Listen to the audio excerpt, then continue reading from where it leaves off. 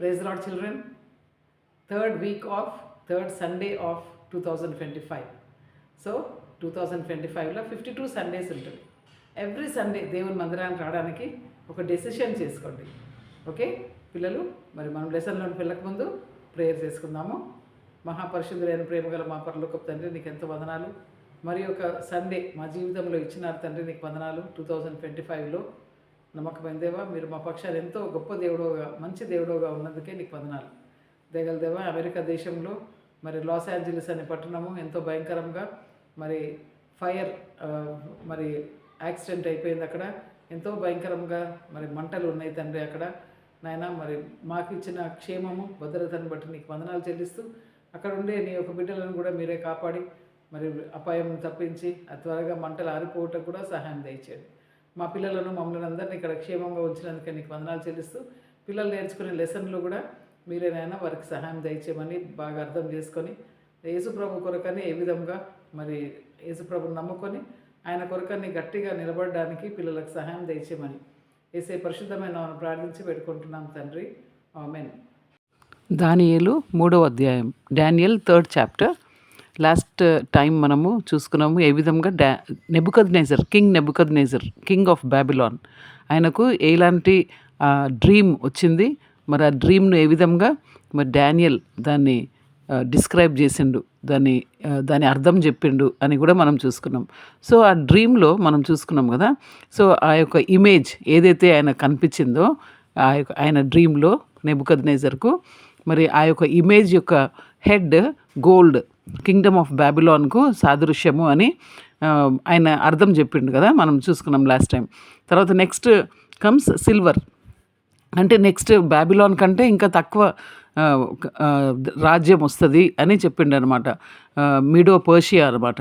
తర్వాత ఆ సిల్వర్ అయిన తర్వాత బ్రాస్. సో ఇంకా ఈ బ్రాస్ అనేది, ఈ ఇత్తడి అనేది థర్డ్ కింగ్డమ్ అనమాట. అది ఈ బ్రాస్ అనేది గ్రీస్కు అంటే దాన్ని పోల్చచ్చు అనమాట, అంటే ఆ యొక్క అర్థం అనమాట దానికి. సో ఈ గ్రీస్ టైంలోనే అలెగ్జాండర్ ద గ్రేట్ ఆయన చాలా దేశాలనైనా ఆయన రూల్ చేసిండు అనమాట. తర్వాత ఈ గ్రీస్ దేశం కూడా అది కూడా ఓడిపోతుంది అనమాట. తర్వాత రోమా సామ్రాజ్యం వస్తుంది. ఈ రోమన్ ఎంపైర్లోనే మరి జీసస్ క్రైస్ట్ వాజ్ క్రూసిఫైడ్, యేసు ప్రభు సిల్వ వేయబడ్డాడు అనమాట ఈ యొక్క రోమన్ ఎంపైర్లో. సో తర్వాత రోమా కింగ్డమ్ కూడా వెళ్ళిపోతుంది అనమాట. సో తర్వాత మరి ఈ రోజులు అనమాట ఇవి. ఇంకా యేసుప్రభు అయిన తర్వాత ఇంకా ఈ రోజులు ఏంటంటే మరి ఇంకా ఏ కింగ్డమ్ కూడా స్ట్రాంగ్గా లేదు, ఏ నేషన్ కూడా స్ట్రాంగ్గా లేదని మనకు తెలుసు కదా. కాబట్టి అయితే ఈ యొక్క ఇమేజ్ ఒక రాయి వచ్చి ఇమేజ్ని కొట్టేస్తుంది అని కూడా చూసుకున్నాం. సో ఈ రాయి ఎవరంటే యేసుప్రభు అనమాట. యేసుప్రభు వచ్చి ఈ రాజ్యాలన్నీ కూడా యేసుప్రభు వాటిని మరి ఇంకా దాన్ని ఎండ్ చేసేస్తాడు అనమాట. తర్వాత యేసుప్రభు యొక్క రాజ్యమే ఎప్పటికీ ఉంటుంది అన్నమాట. 1000 years యేసుప్రభు రాజ్యము మరి 1000 ఏండ్లు ఈ యొక్క లోకమంతా పరిపాలిస్తుంది. తర్వాత ఎవర్ లాస్టింగ్ కింగ్డమ్ ఉంటుందన్నమాట. యేసుప్రభువే కింగ్ ఆఫ్ కింగ్స్గా ఉంటాడు అని మనము లాస్ట్ టైం చూసుకున్నాం.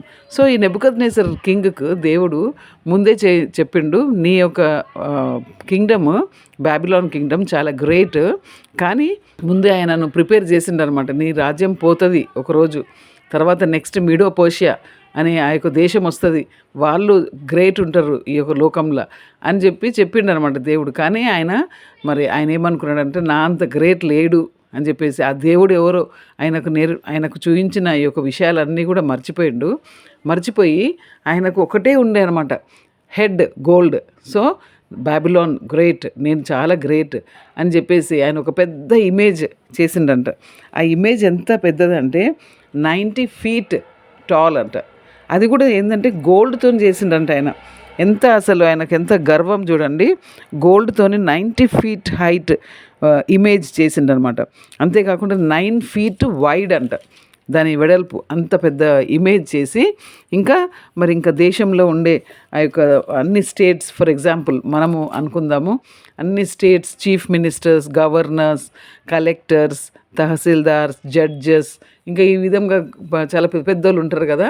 సో ఆ పెద్దోళ్ళు అందరిని పిలిచిండ్రు అనమాట. ఆయన దేశంలో ఉండే మరి క్యాప్టెన్స్, గవర్నర్స్ అందరినీ కూడా పిలిచి ఇంకా ఏం చెప్పిండంటే ఈ ఇమేజ్కు అందరు కూడా సాగిలపడి నమస్కారం చేయాలి, అంటే సాగిలపడి దాన్ని మొక్కాల, దాన్ని వర్షిప్ చేయాలి. దాన్ని ఆ యొక్క ఇమేజ్ ముందర అందరూ కూడా ఇట్లా పడిపోవాలి, ఇట్లా కింద. ఎప్పుడైతే మ్యూజిక్ ప్లే చేయగానే ట్రంపెట్స్, ఫ్లూట్స్, హార్ప్, ఇంకెన్నెన్నో అనమాట. ఈ రోజులలో మనం అనుకుంటే మరి గిటార్, వయలిన్, పియానో ఇలాంటివన్నీ కూడా ఎప్పుడైతే సౌండ్ చేస్తారో ఈ యొక్క మ్యూజిక్ వినిపించగానే అందరు ఇట్లా పడిపోవాలన్నమాట ఆ యొక్క ఇమేజ్ దగ్గర. ఆ ఇమేజ్ ఎవరంటే ఇంకా ఆయన ఏమనుకున్నాడంటే ఆయననే, నెబుకద్నెజరే అనమాట. ఇంకా ఆయననే అందరు మొక్కాల, ఈ యొక్క ఇమేజ్కి అందరు మొక్కాల అని ఆయన ఒక డిక్రీ, ఒక శాసనం పెట్టేసిండు అనమాట. ఆ యొక్క దేశం అంతట్లో కూడా శాసనం పెట్టండి. ఇంకా ఆ మ్యూజిక్ రాగానే అందరు కూడా ఈ యొక్క వీడు దేవుడు అని చెప్పేస్తున్నామంట. ఈ ఇమేజ్ ఎవరంటే దేవుడు అనమాట. సో ఈ యొక్క గోల్డెన్ ఇమేజ్, ఆ యొక్క గోల్డెన్ ఇమేజ్ అందరు వర్షిప్ చేయాల అని చెప్పిండు అనమాట. ఆ యొక్క దేశంలో ఆ యొక్క 3 ఉన్నారు కదా, 3 ఉన్నారు అక్కడ. డానియల్ ఏమో ఆయన హై అనమాట, ఇంకా కింగ్ అయిన తర్వాత ఆయననే, కాబట్టి ఆయన రాలేదు. షడ్రక్, మేషక్, అబెద్నగో, హననయ, మిషాయల్, అజరయ్య.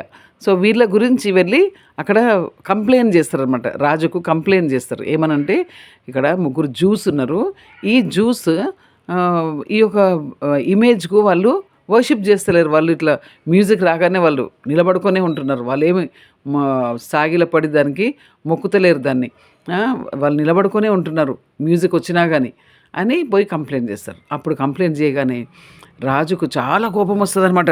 అసలు ఎవరు ఇట్లా రాజు ఆజ్ఞను ఎవరు ఈ విధంగా చేస్తున్నారు? రాజు ఏమంటాడంటే వాళ్ళని పిలుచుకురండి ఇక్కడ, షడ్రక్, మేషక్, అబెద్నగోని తీసుకొని రండి ఇక్కడ అని చెప్పేసి వాళ్ళని తీసుకొని వచ్చిన తర్వాత అయితే రాజు అంటాడనమాట, ఏమనుకుంటున్నారు మీరు? ఎందుకు ఆ విధంగా నిలబడుకొని ఉంటున్నారు? ఎందుకు మీరు వర్షిప్ చేస్తలేరు? మీ దేవుడు నా చేతుల నుండి విడిపించలేడు. నేను అంత కోపం నాకు చాలా. నేను ఏమి అంటే మిమ్మల్ని ఒకవేళగిన ఇప్పుడు మళ్ళీ మ్యూజిక్ ప్లే చేస్తారు, ఆ మ్యూజిక్ ప్లే చేసినప్పుడు మీరు ఉంగిన దానికి మొక్కకుంటే మిమ్మల్ని తీసుకొని పోయి మరి మండుచున్న అగ్నిలో మిమ్మల్ని వేసేస్తా.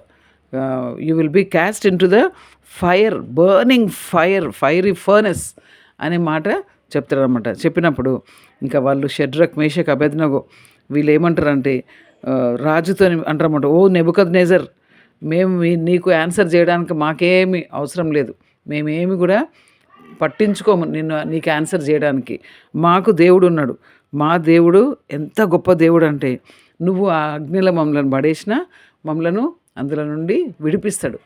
ఒకవేళ మమ్మల్ని విడిపించకున్న ఆ దేవుడు, మేము మాత్రము ఈ యొక్క బొమ్మకు, ఈ యొక్క విగ్రహానికి, లేకుంటే ఈ రూపానికి, ఈ గోల్డెన్ ఇమేజ్కు మేము మాత్రము మొక్కము అని క్లియర్గా చెప్పేసింటారు అనమాట. ఎందుకంటే ఈ బిడ్డలు యూదులు, అంటే హెబ్రీయులు అనమాట, అంటే దేవుని బిడ్డలు అనమాట వీళ్ళు, ఇస్రాయేలీలు. ఇస్రాయేళ్లకు దేవుడు 5 బుక్స్ ఇచ్చిండు. First 5 books Genesis, Exodus, Leviticus, numbers, Deuteronomy. అంటే ఆదికాండము, నిర్గమకాండము, లేవియాకాండము, సంఖ్యాకాండము, ద్వితీయోపదేశకాండం అని వీళ్ళకు 5 బుక్స్ ఆఫ్ లా. వాళ్ళకు న్యాయశాసనము అనేది ధర్మశాస్త్రము అంటారు, న్యాయశాసనము అనేది వాళ్ళకు ఇచ్చిండు అనమాట దేవుడు. అక్కడ రూల్స్ అండ్ రెగ్యులేషన్స్ ఉంటాయి. దేవుని బిడ్డలు ఈ విధంగా ఉండాలా, ఈ విధంగా ఉండకూడదు అనే విషయాలు చక్కగా అక్కడ ఎక్స్ప్లెయిన్ చేసిండు. సో ఈ లేవియాకాండము 26వ అధ్యాయము ఫస్ట్ వర్స్లో, లెవిటికస్ 26:1 మీరు చదువుకోవచ్చు అది. సో అక్కడ ఏముందంటే ఏ రూపానికి కూడా మీరు సాగిలపడి ఆ విధంగా మొక్కొద్దు. అంతేకాకుండా ఎక్సడస్ 20th చాప్టర్లో కూడా, నిర్గమకాండము 20వ అధ్యాయంలో కూడా వాళ్ళకు 10 కమాండ్మెంట్స్ ఇచ్చిండు. 10 కమాండ్మెంట్స్లో first commandment, thou shall have no other gods before me, అంటే నేను తప్ప నీకు వేరే దేవుడు ఉండకూడదు. Second, thou shall not make unto the any graven image, నాకు బదులుగా నువ్వు ఏ విగ్రహాన్ని కూడా చేసుకోకూడదు, ఏ రూపంను కూడా నువ్వు చేసుకోకూడదు అని క్లియర్గా వాళ్ళకు దేవుడు చెప్పిండు అనమాట. సో వాళ్ళకి అవన్నీ మైండ్లో ఉన్నాయి. అమ్మ, ఈ బొమ్మకు మేము ఇట్లా వంగితే మేము దాన్ని మొక్కినట్లయితుంది, మాకు దేవుడు ఉన్నాడు, గొప్ప దేవుడు, జీవం గల దేవుడు మాకున్నాడని కింగ్ నెబుకద్నెజర్కు వాళ్ళు రఫ్గా ఆన్సర్ ఇచ్చేస్తారనమాట. విధంగా ఆన్సర్ ఇవ్వగానే నెబుకద్నెజర్కు ఎంత కోపం వస్తుందంటే ఆయన ముఖమే చేంజ్ అయిపోతుందంట, అంత కోపం వచ్చేసిందంట. కోపం వచ్చి ఇంకా వాళ్ళ దగ్గర ఉండే గొప్ప బలవంతులను, మంచిగా స్ట్రాంగ్ పీపుల్ను, మన దగ్గర ఇప్పుడు బౌన్సర్లు అంటున్నారు కదా ఈ రోజులలో. సో అలాంటి వారు అనమాట.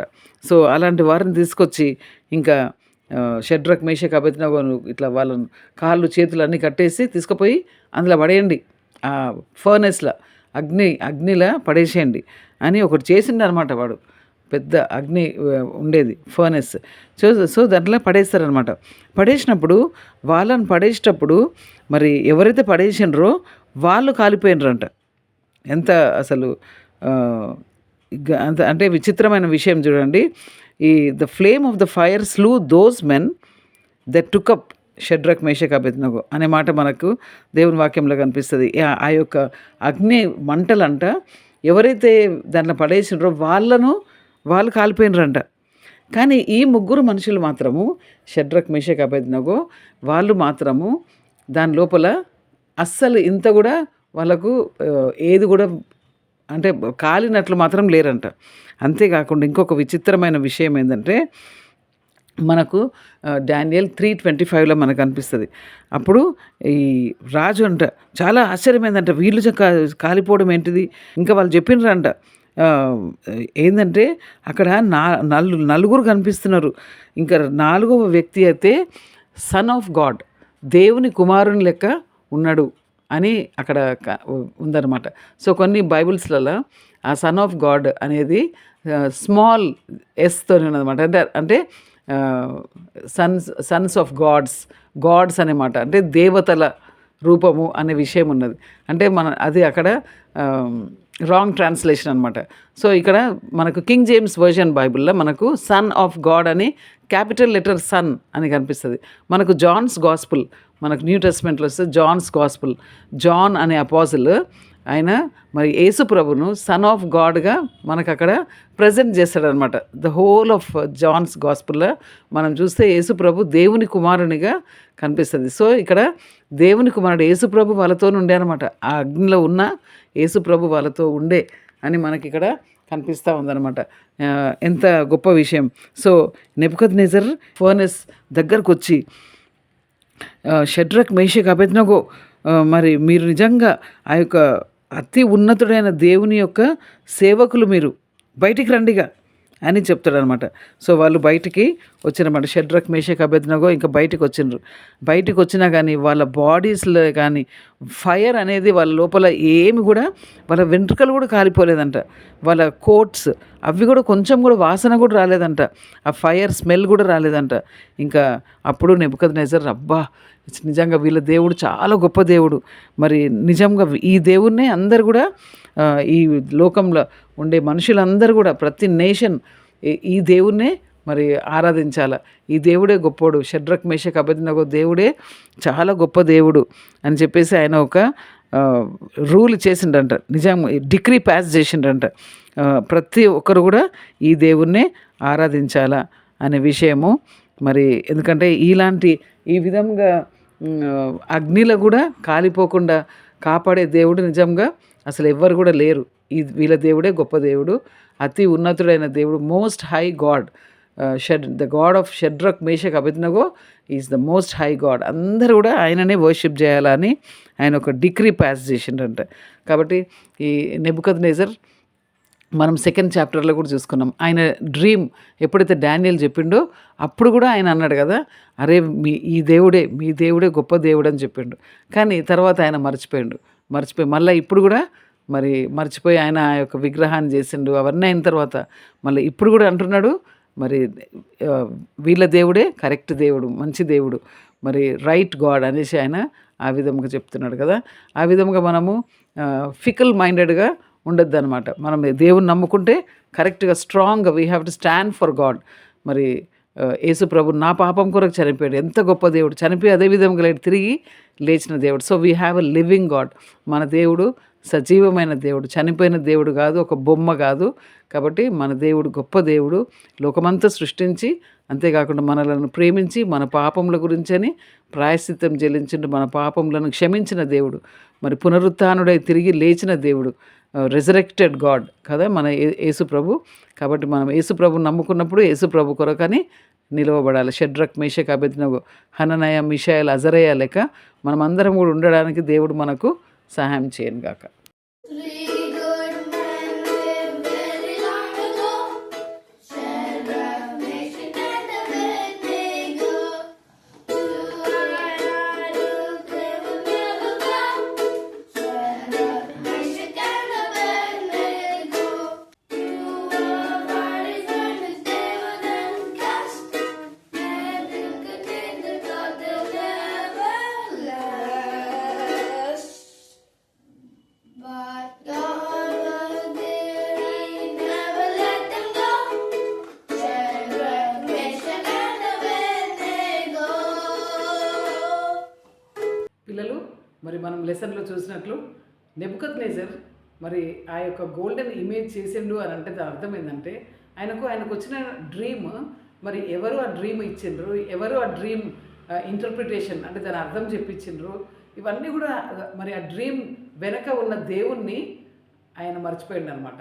ఆయనకు అర్థం కాలే అసలు ఆ దేవుడు ఎవరు అని చెప్పి అర్థం కాలేదనమాట. జస్ట్ ఆ క్షణం మాత్రము ఎప్పుడైతే డానియల్ ఆ యొక్క డ్రీమ్ ఇంటర్ప్రిటేషన్ చెప్పిండో అప్పుడు మాత్రమే అబ్బా ఎంత గొప్ప దేవుడు అన్నాడు. కానీ ఆయనకు నిజంగా దేవుని సంగతి అర్థం కాలేదనమాట. అందుకని ఆ విధంగా గోల్డెన్ ఇమేజ్ చేసిండు. పిల్లలు మరి అంతేకాకుండా షడ్రక్, మేషక్, అబేద్నెగోకు ఎంత ప్రెషర్ ఉండే కదా. మరి అగ్నిలో వేసేస్తా అని అంటే ఎంత భయం కదా. అగ్ని అంటే అది మామూలు అగ్ని కాదు, అది ఇండస్ట్రియల్ ఫైర్ అనమాట. అది మనం ఇంట్లో ఇల్లు చల్లగా ఉండడానికి పెట్టుకుంటారు కదా, అమెరికా దేశంలో ఆ విధంగా చల్ల దేశాలలో అలాంటి ఫైర్ కాదు, లేకుంటే మన స్టవ్ కొనే ఫైర్ కాదు. అది ఇండస్ట్రియల్ ఫైర్ అంటే మెటల్ను అది మెల్ట్ చేసే ఫైర్ అనమాట. అలాంటి ఫైర్లో వాళ్ళను పడేసిండు. సో వాళ్ళకి ఎంత ప్రెషర్ ఉండొచ్చు కదా, అబ్బా మమ్మల్ని మేము కాలిపోతాము అని ఎంత భయం ఉండాలి కదా. కానీ అవన్నీ కూడా వాళ్ళు ప్రక్కకు పెట్టేసి దేవుని కొరకని అంతగా స్ట్రాంగ్ డెసిషన్ చేస్తుంటారు అనమాట. మా దేవుడు గొప్పోడు, మేము మాత్రము ఆ యొక్క బొమ్మకు మొక్కము అని చెప్పి ఆ యొక్క డెసిషన్. కాబట్టి పిల్లలు మన యొక్క దేశం కూడా ఫుల్ ఆఫ్ ఐడల్స్ కదా, ఐడల్ వర్షిపింగ్ కంట్రీ. సో మన దేశంలో కొన్ని పండుగలు వస్తాయి కదా, ఆ యొక్క ఐడల్స్ని పెడతారు, అక్కడ ప్రతిరోజు ప్రసాదం అని ఇస్తారు. సో పిల్లలు మీరు అలాంటి వాటికి టెంప్ట్ అయిపోయి అక్కడికి వెళ్ళి అక్కడ కూర్చొని ఆ ప్రసాదం తీసుకొని అలాంటివి చేయకూడదు అనమాట. మనం ఈ అలాంటి సమయంలో మనము దేవుని కొరకని గట్టిగా నిలబడడానికి మనకు దేవుడు ఆయన యొక్క వాక్యంలో ఎన్నో మరి కమాండ్మెంట్స్ ఇచ్చిండు అనమాట. కాబట్టి షడ్రక్, మేషక్, అబేద్నెగో వారికి ఏవైతే దేవుడు కమాండ్మెంట్స్ ఇచ్చిండో అవి జ్ఞాపకం పెట్టుకొని దాని ప్రకారంగా ఉండే అనమాట. కాబట్టి అందుకనే షడ్రక్, మేషక్, అబేద్నెగో దేవుడు గొప్ప దేవుడు అని వాళ్ళకు తెలుసుకున్నారనమాట. కాబట్టి పిల్లలు మన యొక్క లైఫ్లో కూడా మనం ఆ విధంగా దేవుని కొరకని గట్టిగా నిలబడితే మన చుట్టూ ఉండేవారు తప్పకుండా దేవుని తెలుసుకుంటారు అనమాట. కాబట్టి మీ స్కూల్లో ఆ విధంగా ఉండడానికి మరి దేవుడు మీకు సహాయం చేయను గాక.